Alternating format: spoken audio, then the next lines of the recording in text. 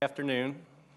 Again, my name is Tom Greco. I'm the Sioux Falls City Clerk, and I'll be turning this over to one of you in a short while here. But we're going to start our second Districting Commission meeting. Again, thanks for joining us, and to those who are in the audience here, thank you. We do have some handouts on the table next to the door if you'd like to grab a set. For our first order of business, just the approval of minutes from our last meeting on April 10th. If I could get a motion to approve those. And a second? Second. All those in favor say aye. Aye. Okay. All those opposed? Okay, great. So now we move on to the selection of the chairperson who will guide us through the remainder of this process for the next several months here. And what I'd like to do is just open it up to the floor if anybody has any nominations or any interest in it. Well, we haven't discussed it, but I nominate Jim Fry. I'd second that nomination.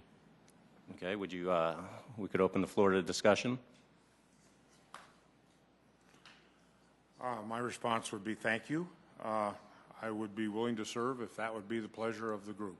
So it is my privilege to be on the commission, and it is frankly not a new process to me, as I've had opportunity to do this statewide a couple of times. That doesn't mean that I'm an expert by any means. It just means that I've seen it before and have watched other people work their way through it. So that would be all I would have to say, other than, as I say, thank you. Would be my privilege to serve if that would be your wish. Okay, any other comments or discussion? Okay, I'll do a roll call for this. All those in favor say aye. Jeffrey Eckhoff? Aye. Deborah Ellefson? James Fry? Aye. Mark Millage? Aye. Jason Warenga? Aye.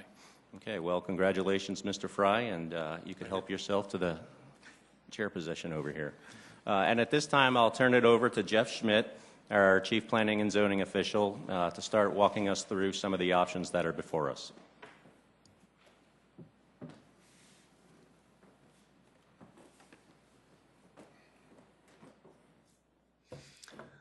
Thank you. Per our last discussion at the last meeting, I asked the group if you'd like me to start looking at some of the options and bring some forward. You have the paper copies in front of you, and I'm going to try my best to kind of show you what we have up on the screen. The difficulty is to basically show the City of Sioux Falls. That gets a little bit elongated, but once you start seeing your paper copies with electronic copies, I think you can follow along. The first one, option A, or A, however you, is what currently is in existence and in effect. It does not work. So you have the first map, A, and it basically, that's where we started, A, and it had all of the existing precincts today. And so that's why I started with A is where we were at today, and it just doesn't work. None of the numbers meet the 5% and get the equal distribution. So therefore, moving forward, this is really our first option, and where I started with getting option B to work and to meet our criteria within the charter. Up in the upper right-hand corner is where I always try to work with our GIS department to show what the breakdown, the distribution is, with what the numbers would be if we did the distribution between the 5 districts. And in the bottom right-hand corner is where the existing numbers are. So in this one, you can see by moving the precincts around, I was able to get the appropriate distribution.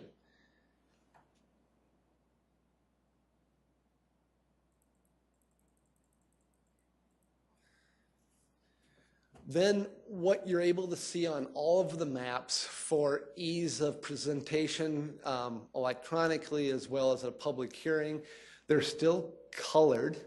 They're still numbered by the precincts. And then what we've used over time, we've tried to see how this works. It's outlined in black by the new districts. So you can see the district boundaries in black. So you can see northeast, northwest, central, southwest, and southeast, the 5 districts outlined in black, and then their precincts within there.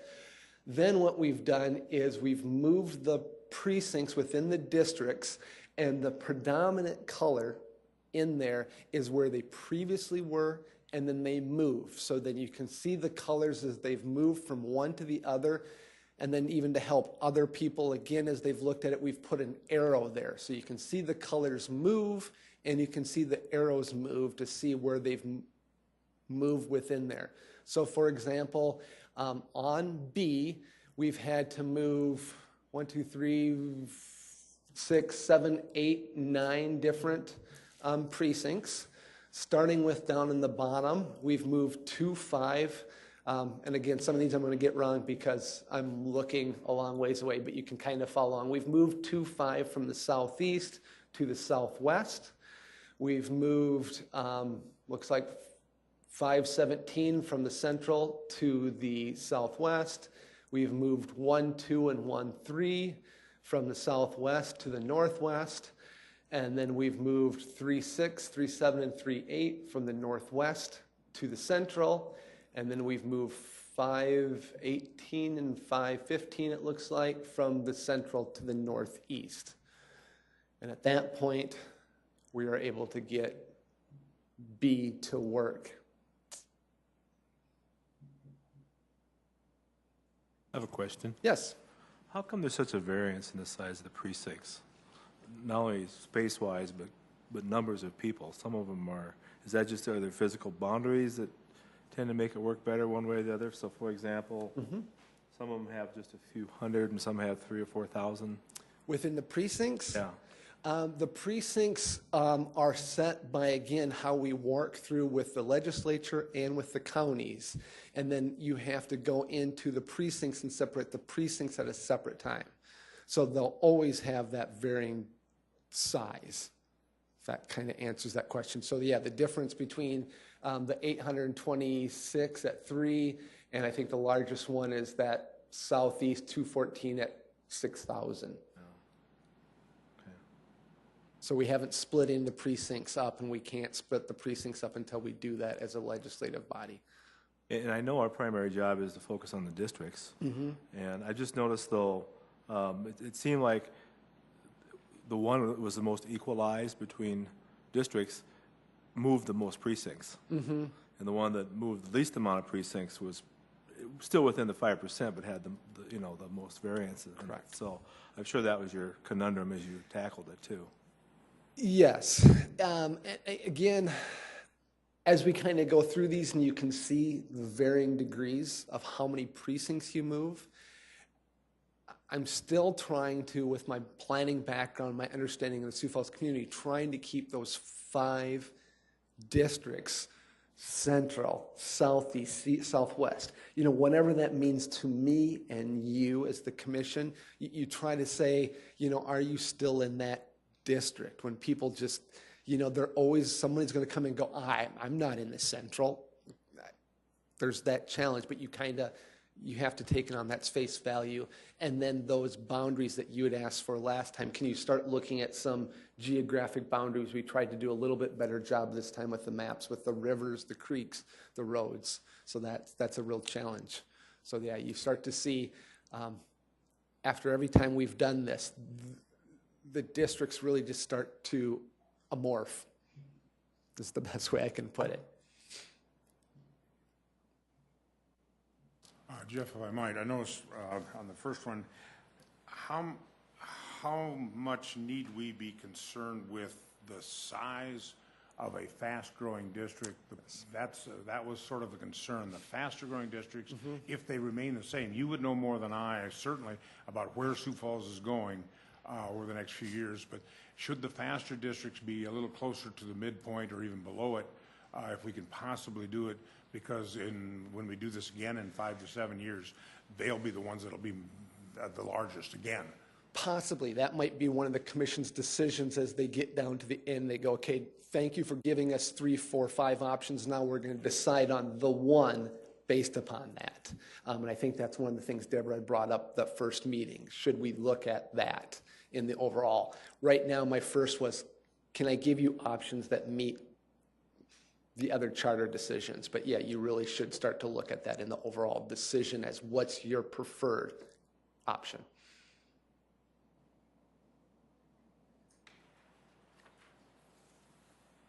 Okay, well, we can always come back to B, so I'll move to C.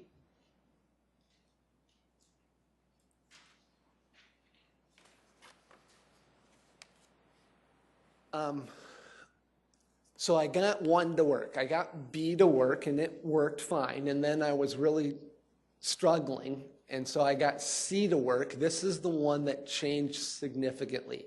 You can see, again, I'm starting north to south, and the numbers all worked, 34, 35, 36, 35, 35. I got the numbers to work. The philosophy still stays the same here for my audience, that the black lines show the precincts, or excuse me, the districts, northeast, southeast.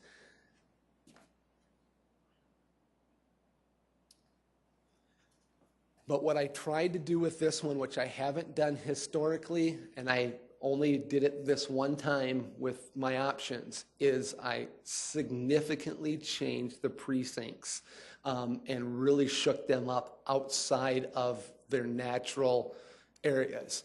But I still liked that there is 5 distinct geographic boundaries. Central's not central to the core, but it's central. And I kind of started there. I mean, you can still go, you're central, you're southeast, you're southwest, you're northeast, you're northwest. And I really had to start with, okay, if that central worked, but typically people are going to say, yeah, but I'm not central. But they're still the central part of Sioux Falls. And it gets back to what the commission's really asking right now. But how are you going to solve the long-term challenge of the growth of Sioux Falls? Some of these other options don't serve that long-term challenge unless you really change these districts, which historically no one's taken on and said, what do you want to do? Well, let's move one district here and one precinct here and one precinct there. This changes that significantly.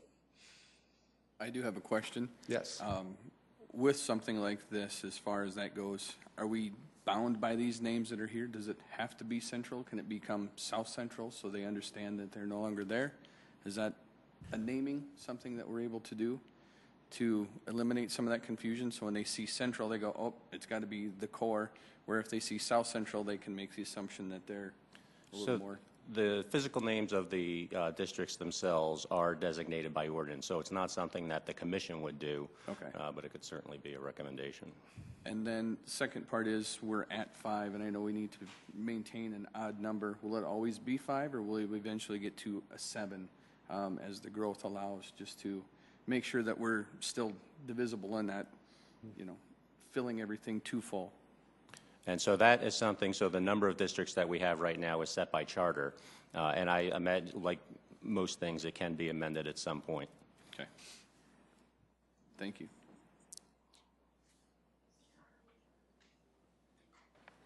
There will likely be, yes, there will be one this year. There's not one actively meeting right now. The question, I don't know if that are.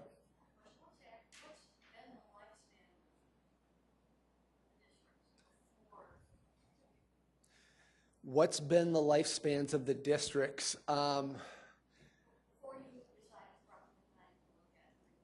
Right. I always like to think actual fact, historical. I've done it in 2001, 2008, 2011, 13, and 17. So 3 years.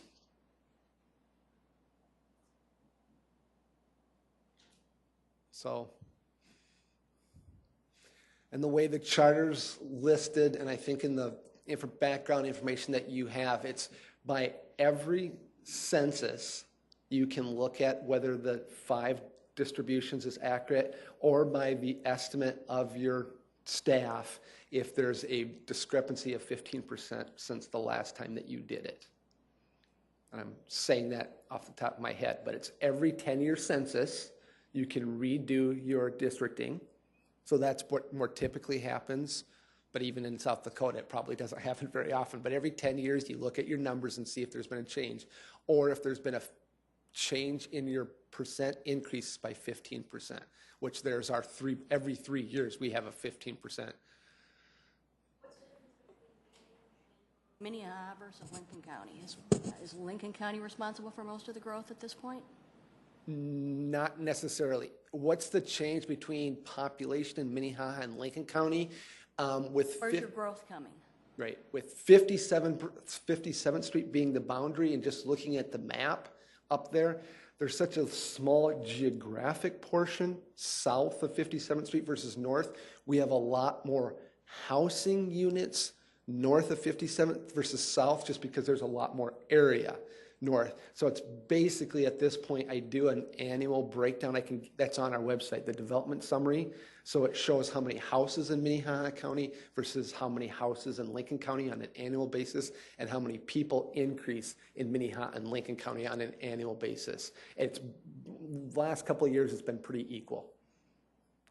Yeah. And you'd go, but isn't Lincoln County smaller in Sioux Falls than it is? But there's your analogy where you go, you would think it's further to the south, but there's a smaller area. Yeah, Jeff, where's 57th Street on this map? 268th? Yes. Yeah, thank you.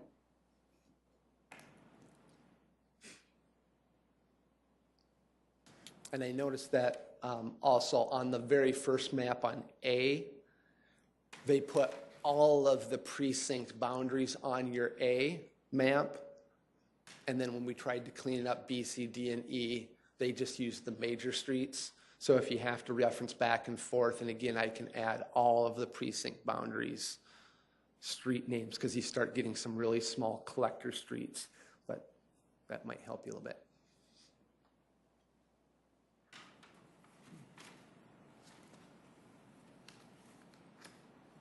So as I said, C was significant. It was a big change. Then we got to D.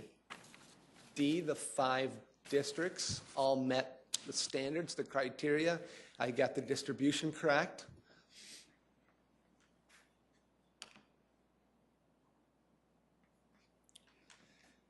And I was able to, with D, reduce the number of precincts that changed. We only moved 4 precincts with D, and I'm again trying to summarize looking at this. You moved 2-4 from the southeast to the northeast. You moved 5-6 from the central to the northeast, 1-4 from the southwest to the central, and 3-6 from the northwest to the central. This is the one that would basically make, quote unquote, the most sense. We showed up the very first time. We said everything has to shift from the southwest to the northeast. You had to shift to the central, and the central to the northeast, and that was the answer. It doesn't solve your problems, which is really what you're trying to address in the long term, but it's a really easy solution. Right here, D, you only move 4 precincts. It's pretty minimal, evasive. It doesn't change much. It met the objective, and it's done.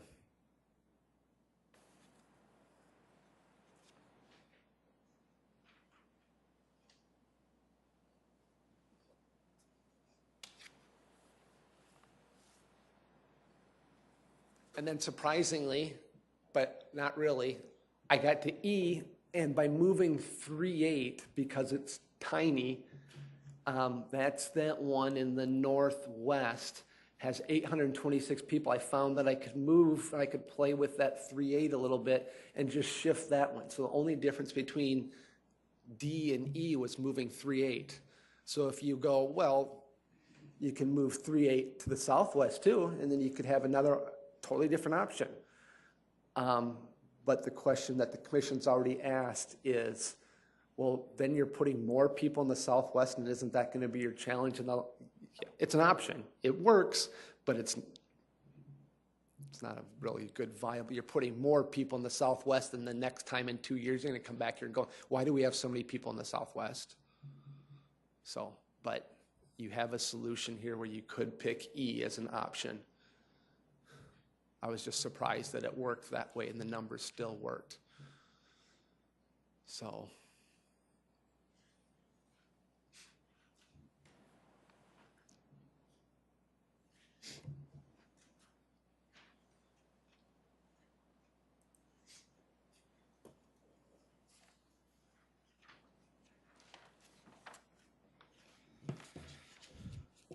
Jeff?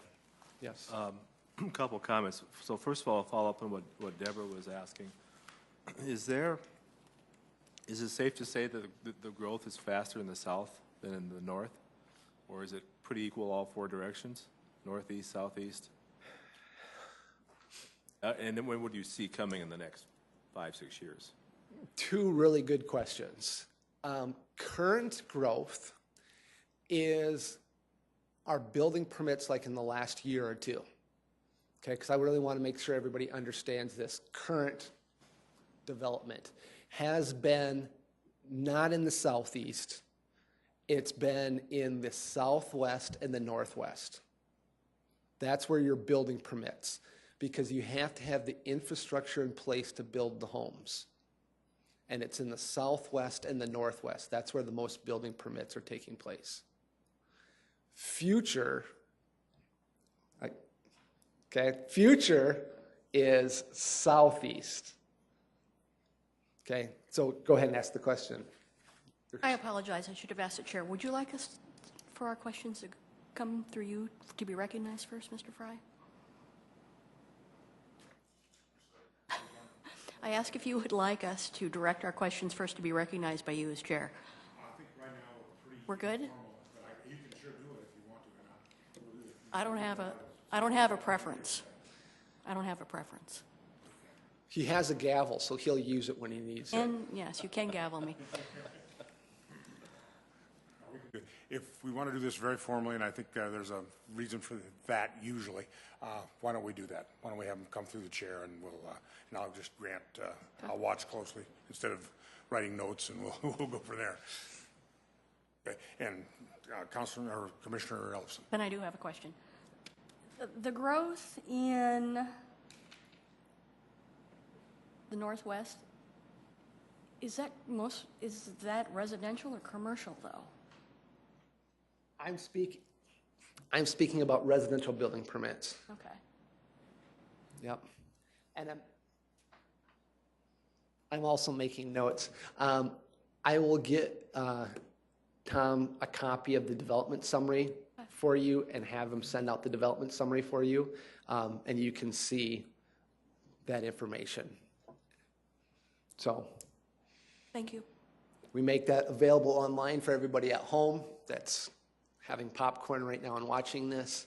The development summary, every year we put our development summary out online so they can see. And if they want historic information, if they want 2015, 2014, they're more than welcome to get that information. But we track all that information by single-family building permits, twin homes, townhomes, and apartment complexes for this kind of stuff. And every year that I stand up and talk about building permits and data, it's not just about the annual numbers. It's because I need to understand where the growth is taking place. So, and then Tom, can you switch over to the scan?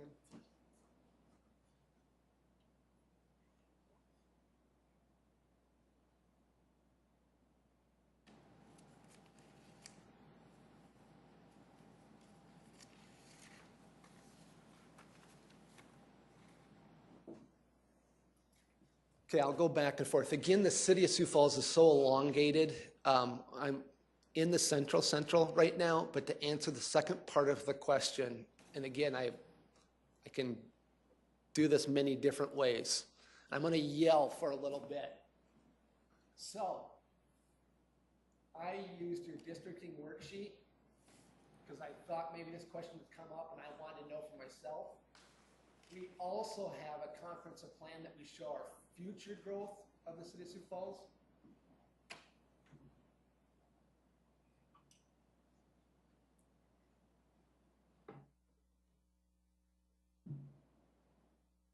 The future growth of the city of Sioux Falls in our comprehensive plan to the year 2040. And so I think I'm going to ask our GIS department to help us with this, but using the worksheet and I added the 2040 growth boundaries to this, okay?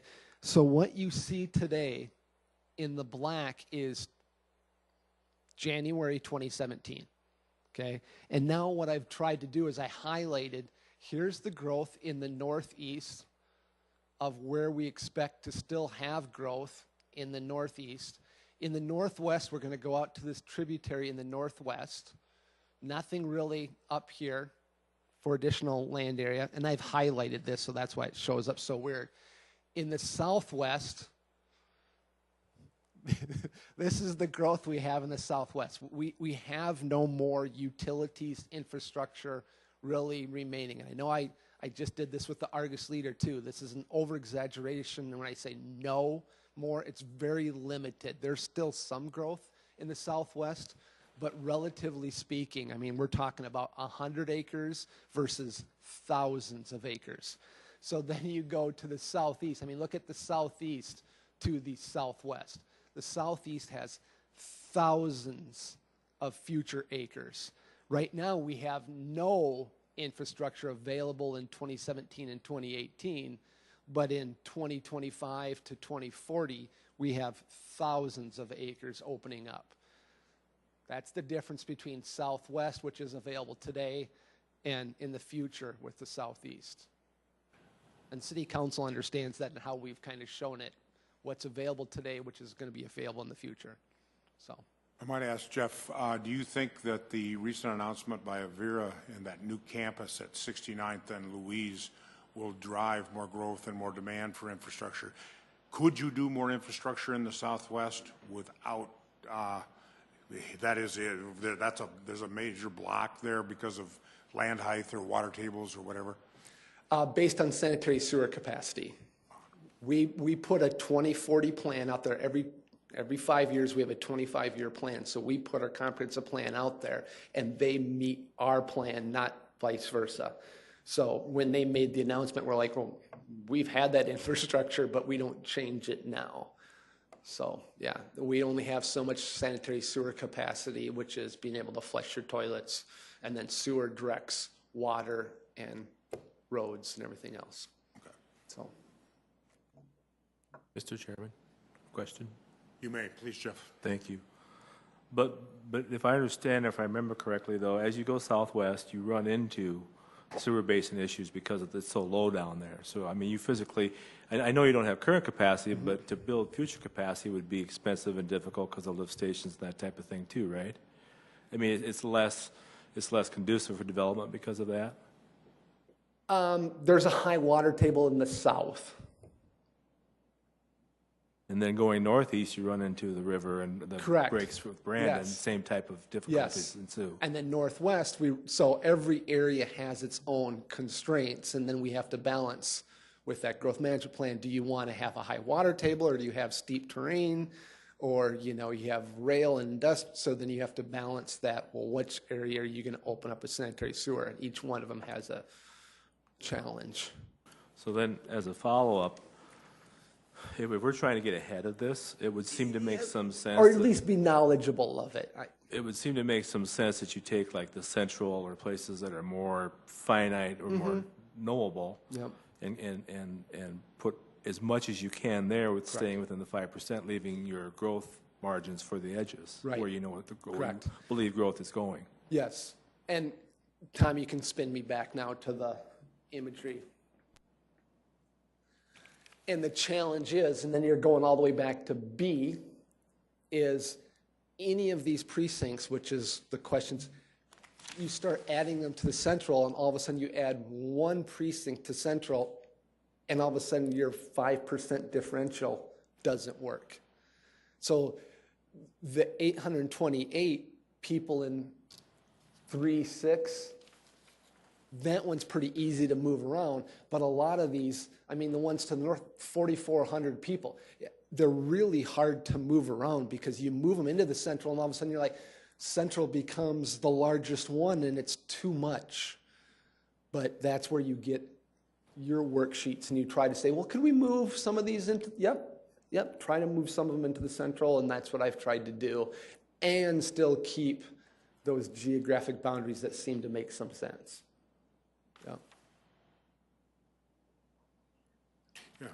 Commissioner Ellison, please.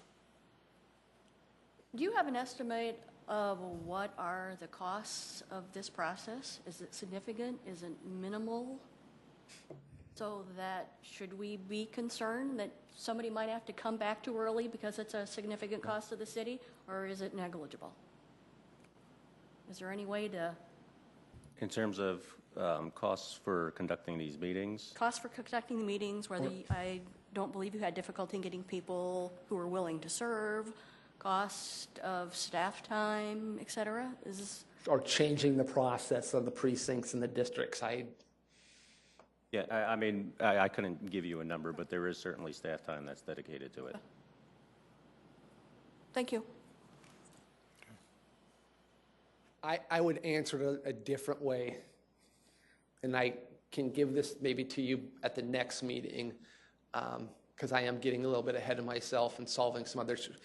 I think the cost isn't so much financial as I did, and I mentioned this to Tom, I've looked at previous redistricting and seen some of the precincts that we've moved, and are we moving the same precincts over and over and over again? There's the cost.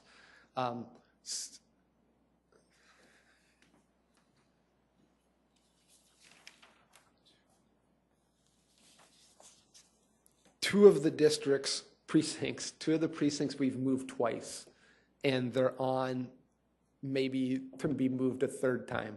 So we move them, and they're going, really, are we in the central or are we not in the central? Well, and we just move them back and forth.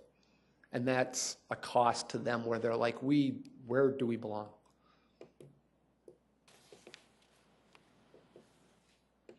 See what I'm saying? Commissioner Ellison, please.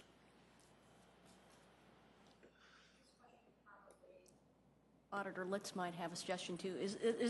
I understand the sense of feeling membership of a district, but during that time period was also a time period where we had vote centers and we were doing some different things. Right.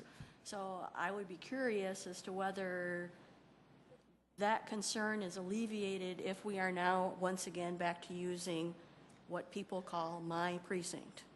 If that concern about being moved is lessened by the fact that they know where they're going to go to vote in the next election, as opposed to not being sure where they're physically able to cast a vote. Yeah, so from at least the city perspective, and I've talked to Bob and even Lincoln County about this, we do try to keep our precincts, and so the city and the counties are committed to using precincts opposed to vote centers for the foreseeable future, and we do like to have that that surety that people have from year to year. Of course, some polling locations may change, but there is certainly a precinct identity. Okay.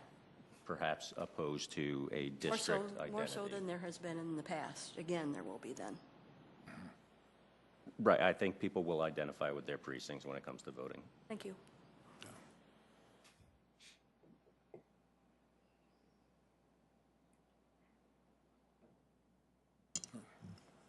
Jeff, do you think there's a problem? I noticed the one concern, there is a little bit of growth in the Northwest. That is the largest of the precincts in the two, in D and E. Is that a concern? I know that the growth there is not projected apparently to be particularly high, but is that a problem, do you think?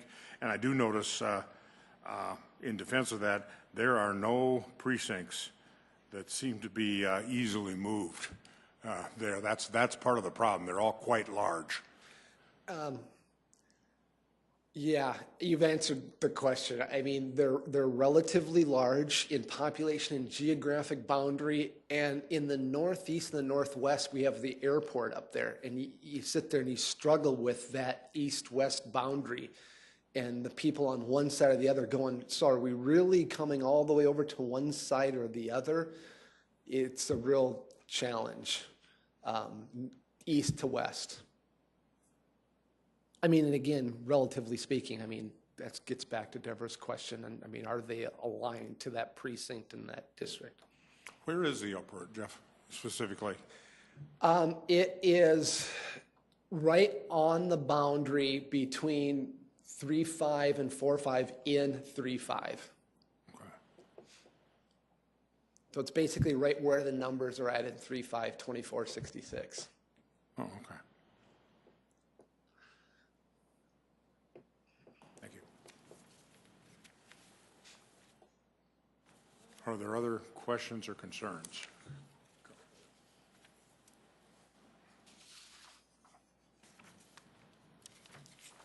Okay. Thanks, Jeff. All right. Looking at staff, what do we need to do? Where do we need to go from here at this Yes, point? Mr. Chair, I think it's certainly the preference of the commission, but I think you have the option right now to just simply open it up and just kind of have a dialogue amongst yourselves to talk about some of the options. Another alternative, of course, is taking, after Jeff just gave you an update, maybe taking a few days to digest it and reconvening back here. But you certainly have that flexibility to open up the discussion now. Did anybody fall in love with one of these maps right now? Although, or would the commission rather take a few days to sort of digest and look at where the minefields might be, or what they really like? Where are you at right now? I have one additional question, Commissioner. You bet, absolutely, Commissioner Eckhoff.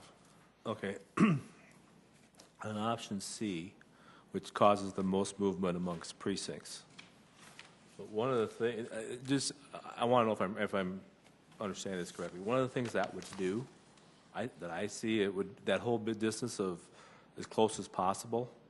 That Deborah brought that up last meeting. The essential has always been the smallest geographically, but this kind of elongates that and kind of equals that out. But the other thing it appears to do is if you can elongate that out, it gives you more options in the districts around it. Is that a fair assessment of it? That is a fair assessment. But it causes the most disruption moving precincts to different districts than they're used to. Mm-hmm. Okay. Correct. I don't have a particular opinion. I just want to make sure I understood that. Yep. Because you're splitting this central into a further central to the south, as Jeff kind of rephrased, but it gives you a lot more options as you move forward, because then you can start to move, you can even see it from now. You're like, okay, in 5 years or 10 years, you're like, well, look at, you got these bigger boundaries in different locations, and you could start to do more things if you had it in the southwest or the north. Hey, what if southeast really did start to grow? And it's large in option C already. I know, and if that's where it's going to happen, right. We may want to make that just a bit tidier. So, which could be done, I think, with a little twiddling around the edges, probably. You're lucky in that at least a few of the boundary districts are small enough to move without having as much effect. When I say that, and right away I look at two of them that are over 2,000. So that is your problem, I think, probably. Yeah.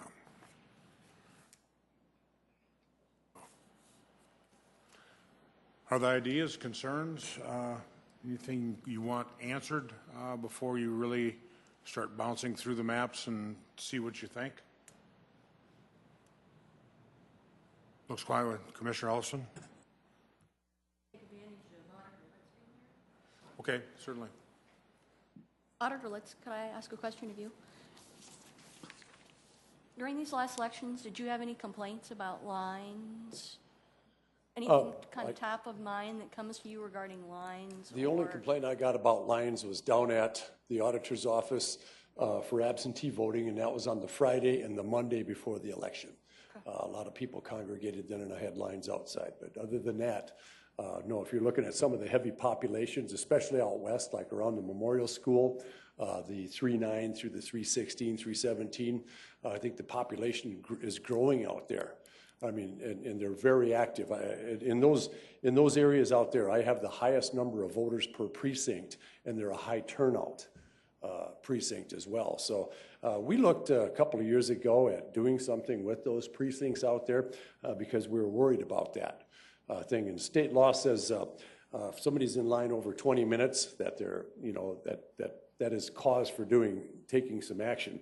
And I would imagine I had a few lines that were over that, but everybody realized this was the biggest election Minnehaha County ever had. They seemed to bear with that.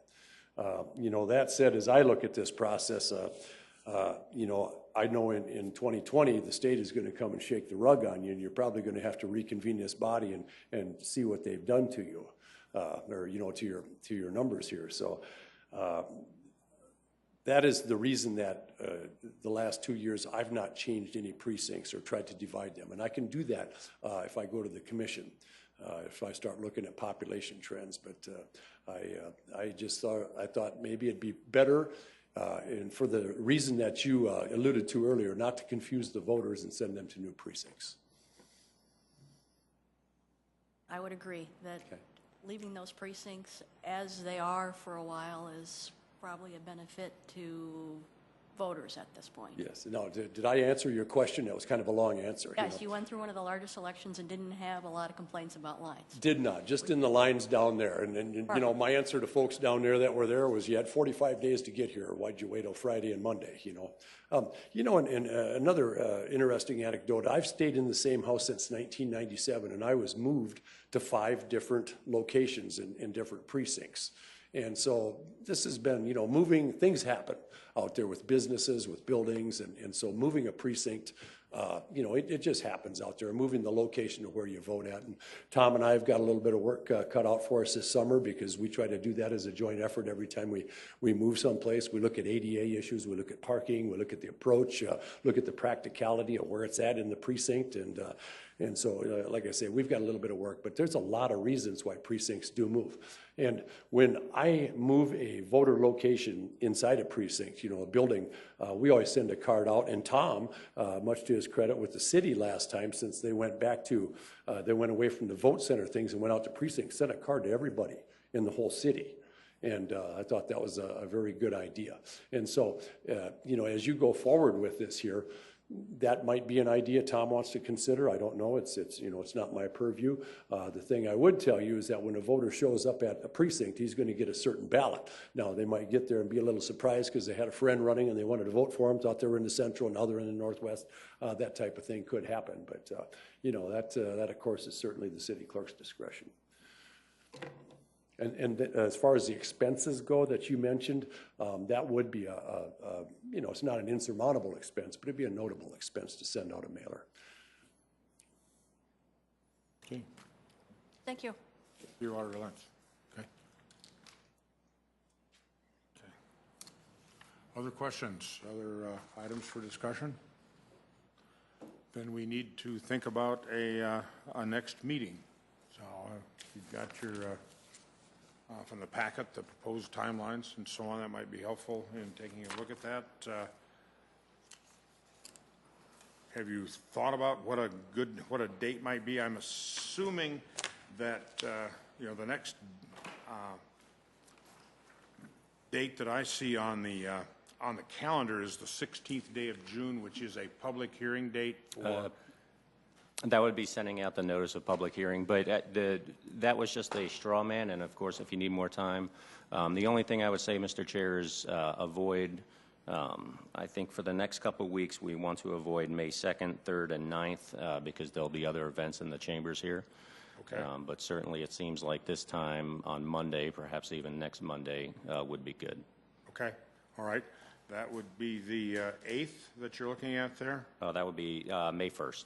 Or May 1st. Oh, yes. All right. Very good.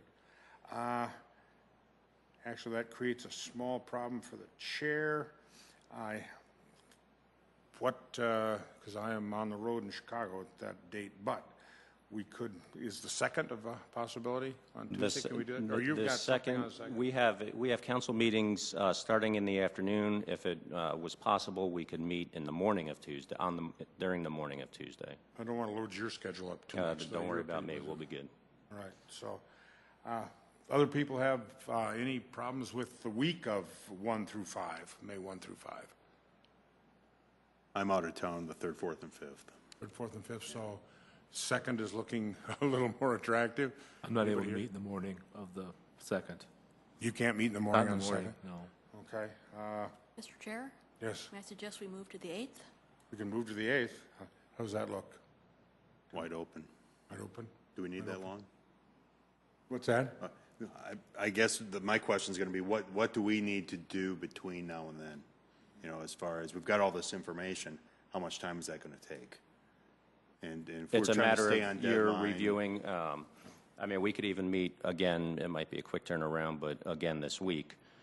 Friday might be a little too quick for some, but that's an option as well. The thing I would say about Tuesday the 2nd, meetings get kicked off in here at about 4 p.m. We could always meet, we'd have to put a cap on our meeting time, but we could always meet from, say, 1 to 3 or 12 to 2 on Tuesday. How does that work for people if we did, say, 12 to 2 or 1 to 3 better? Either one. Either one's fine. Either one? Well, let's give them as much flexibility as possible and do 12 to 2. Will that Yep. work? We'll buy you lunch, Tom, so you That's all right.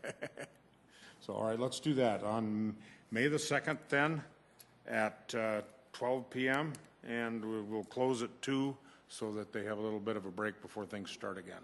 Yeah, and we'll be fine. It's just a matter of some of the transition for the next meetings, but we'll be okay. Is everybody okay with that as far as time to look at the maps and cogitate a little bit and contact who you'd like to talk to if you'd want to talk to anybody at that point? So, okay. Then I will, someone want to make a motion that we meet May the 2nd at 12 noon? I'll move. May 2nd, 12 noon. I will Okay. second that. All right, second. We have a motion and a second. All in favor, say aye. Anybody opposed? Okay. May 2nd at 12 noon until 2 p.m. will be our time, and in the meantime, we have lots to think about, so. And if you could just get a motion to adjourn, and So moved. Okay. Motion, second to adjourn?